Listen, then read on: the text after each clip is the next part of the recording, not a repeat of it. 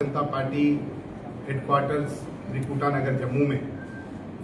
साथियों, लगभग एक साल पहले 9 जून 2025 को एक नोटिफिकेशन नायब तहसीलदार के एग्जाम के लिए निकाला गया।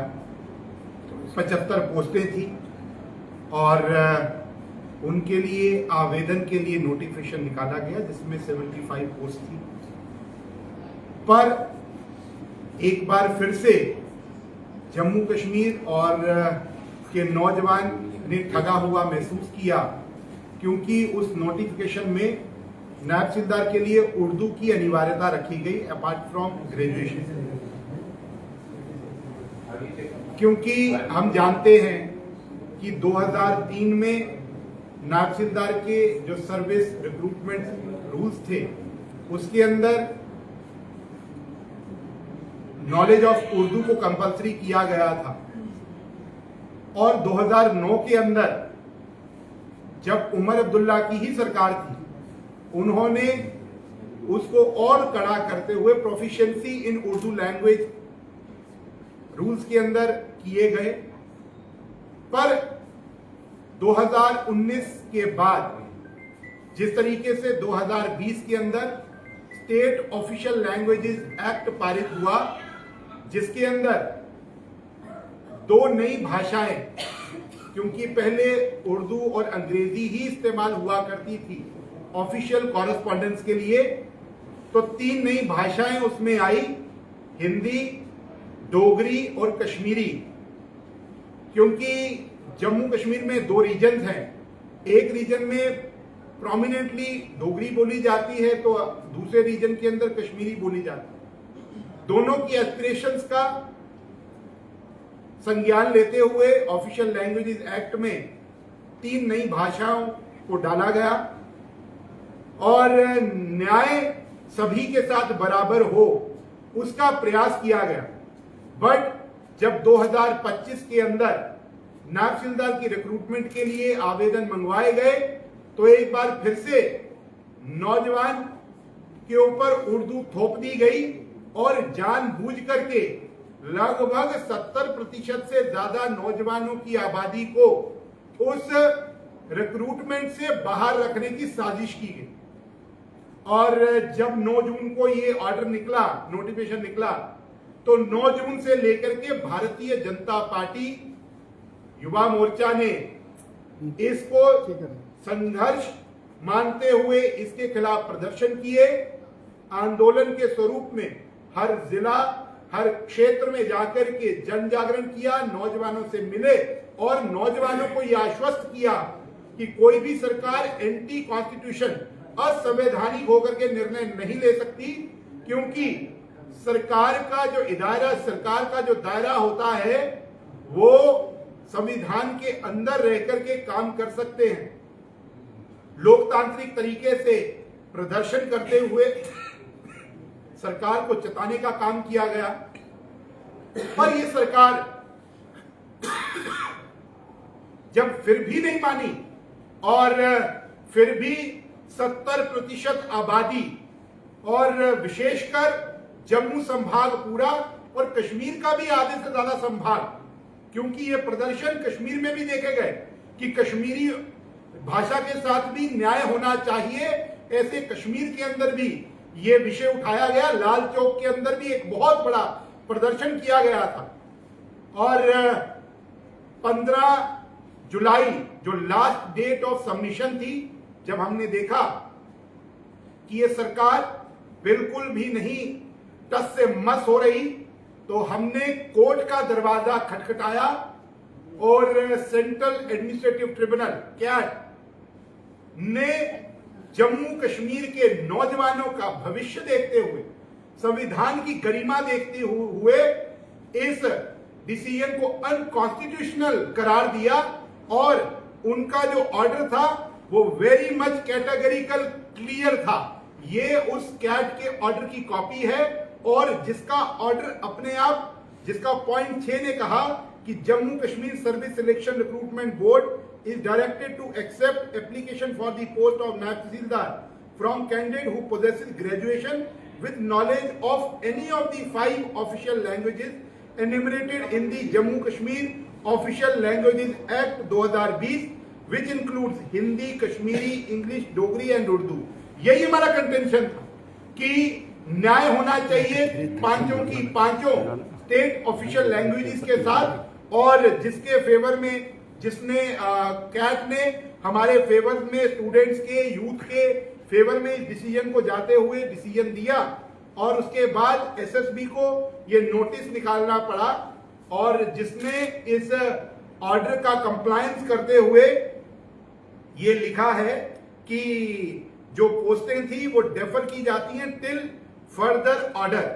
और हमने उसके बाद भी कैरी ऑन रखा, फॉलो अप करते रहे, और ये बहुत बड़े स्तर पर नौजवानों की जीत है कि इस महीने की 10 तारीख को 10/4/2026 को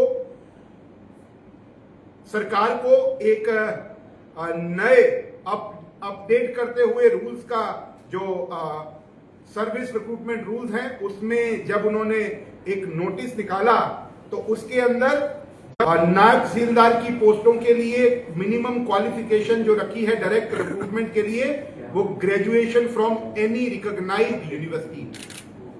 तो यही हमारी कंटेंशन थी, यही हमारा विषय था जिसको लेकर के हमने पहले दिन से अपनी बात प्रदर्शन लोकतांत्रिक प्रक्रिया में रहते हुए, लोकतांत्रिक एक दायरे में रहते हुए हमने किए थे। पर 1 साल लगभग लग गया नौजवान को लड़ते लड़ते। इस सरकार को तब समझ में आया, हम धन्यवादी हैं इस सरकार के लिए भी कि देर आए दुरुस्त आए, पर नौजवान पिछले 1 साल से बड़ा त्रस्त है। नौकरियां जितने वादे किए गए थे ना दिखी, जबकि 1.5 लाख नौकरियों का लाखों लाख नौकरियों के वादे किए गए। कॉम्प्रिहेंसिव जॉब पैकेज की बात की गई, वहीं पर एक तरफ देखा तो 1.5 साल के अंदर सिर्फ 650 के लगभग नौकरियां क्रिएट की गई हैं और 24,000 नौकरियां इस सरकार ने बेच दी। हम धन्यवादी हैं फिर भी सरकार के कि उन्होंने नौजवानों के लिए अब जरूर एक नया जब नोटिफिकेशन निकलेगा बहुत जल्द उसके अंदर पोस्टें निकलेगी और नौजवान 75 पोस्ट मिनिमम और इससे बढ़कर के अगर जो वैकेंट हुई होंगी तो वो भी अपडेट होंगी। साथियों, जहां पर नौजवानों को बहुत खुशी का मौका है और नौजवानों के साथ न्याय हुआ है, जरूर 1 साल लग गया, देर आए दुरुस्त आए। उसके साथ साथ अभी जो विषय जम्मू संभाग के अंदर चल रहा है नेशनल लॉ यूनिवर्सिटी का, उसका संघर्ष आपको सड़कों पर देखने को मिल रहा है। ये जो संघर्ष है ये 10 के 10 जिलों का है। किश्तवाड़ हो, डोडा हो, रामबन हो, राजौरी हो, पुंछ हो, उधमपुर हो, रियासी हो, जम्मू, कठुआ या सांबा हो, ये 10 के 10 जिलों का संघर्ष। हम सरकार से ये अनुरोध करते हैं कि जल्द से जल्द जम्मू संभाग के साथ न्याय किया जाए, क्योंकि हमने जब भी बात की है हमने पूरे जम्मू कश्मीर की बात की है। आपने कश्मीर को एनएलयू दिया, जहां पर हमने उसका स्वागत किया है, वहीं पर जम्मू संभाग की एस्पिरेशन फुलफिल हो, नौजवान के साथ न्याय हो, उसके लिए हमने हमेशा अपनी बात को बुलंद किया है।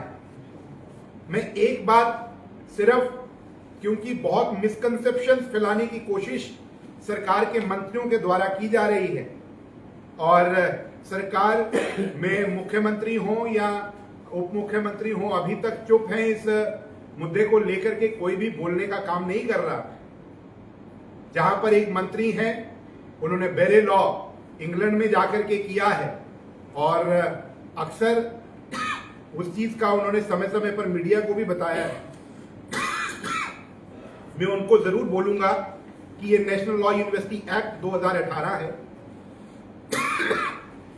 इसको जाकर के पढ़ें और उसका सेक्शन 3 में जाएं। ये सेक्शन 3 है, Establishment and incorporation of university. The government may from time to time by notification in the official gazette establish one or more university under this act. ये डायरेक्टली NLU एक्ट कहता है और इसी का सेक्शन 2 सब क्लॉज 9 कहता है government means government of Jammu and Kashmir. ये बड़ा स्पष्ट है कि जम्मू कश्मीर की सरकार को निर्णय लेना है, उमर अब्दुल्ला की सरकार को निर्णय लेना है। और जिस तरीके से 1 साल लग गया नायब तहसीलदार के एस्पिरेंट्स के साथ न्याय करते करते, मुझे जरूर विश्वास है गुड सेंस में प्रिवेल और सरकार जल्द से जल्द निर्णय लेकर के NLU जो जम्मू का एक जायज हक है, जम्मू के नौजवान की एस्पिरेशन है, उसको फुलफिल करेगी। अपने इख्तियार, अपने जिम्मेवारी को समझते हुए न्याय करेगी और NLU जम्मू को देगी। इतनी सी बात कहते हुए मैं आप सबका अरुण जी, मेरा सवाल है कि पिछले दिनों डेलीगेशन जो है नेशनल लॉ यूनिवर्सिटी के जो स्टूडेंट है उन्होंने उमर साहब से मिले थे। उन्होंने आश्वासन दिया कि ये जो है हम इसके ऊपर जो है पूरा संज्ञान लेंगे, जम्मू को भी जो है नेशनल लॉ यूनिवर्सिटी मिले। क्या कहेंगे? देखिए, ये सवाल तो आपको पूछना चाहिए सरकार नहीं, सरकार ने आश्वासन दिया, उनका डेलीगेशन मिला उनसे और उन्होंने कहा हम देंगे। तो देंगे तो आप दे दीजिए, तो ये प्रदर्शन बंद हो जाएंगे। तो उन्होंने आश्वासन दिया, उसके बाद प्रदर्शन बंद हुए हैं। प्रदर्शन तो बंद कहीं पर भी नहीं हुए, अभी भी प्रदर्शन सरदार साहब आप मेरे ख्याल नहीं, से मेरी बात सुनिए। मैं अब वो डेलीगेशन आया, प्रेस क्लब में आया, उनसे बातचीत हुई, उन्होंने कहा कि वेलकम स्टेप है और आश्वासन दिया उमर साहब ने। अभी भी प्रदर्शन लगातार जारी है और हम इंतजार कर रहे हैं ये सरकार कब ऑफिशियल अनाउंसमेंट करके NLU जो है वो जम्मू को देगी। और तब तक ये प्रदर्शन, ये आंदोलन रुकने वाला नहीं है और ये इसी तरीके से लड़ाई सड़कों पर जारी है। लोकतांत्रिक प्रक्रिया के तहत डेमोक्रेटिक तरीके से हम इस लड़ाई को लड़ रहे हैं।